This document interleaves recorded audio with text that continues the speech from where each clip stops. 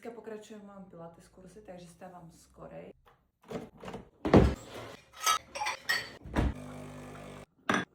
Láska, dáš si kávu?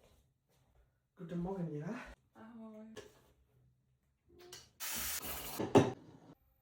7:45 by som mala začať cvičiť, ak chcem stihnúť celý tréning a dojsť na čas na kurz. Je 7:08. Tieto špachtličky inak nikdy som nechápala, že čomu sú, pretože som ich vždy použila iba 2-3 použitia. Sú čerstvo vytiahnuté z chladničky, takže vyskúšajte si to dať do chladničky. Zoberám si chili con carne z programu, čo mám navarené už ale 4 dní. Vajíčka a ešte jogurtovú misku. Dneska je sobota, zajtra poďme nakúpiť, takže musíme improvizovať. Ondri, pokazila sa nejak... Už to ide? Ďakujem. Pro mne.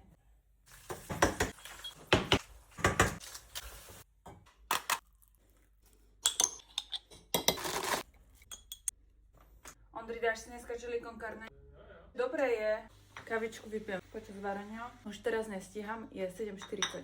To bude asi 30 minútový tréning. Nevadí, ale aspoň niečo.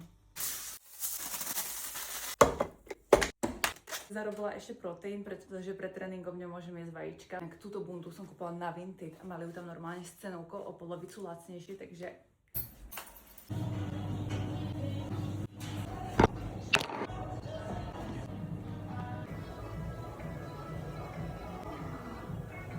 Ďakujem. Ďakujem, lásko. Oj, bakedorky. A teraz utekám na kurz.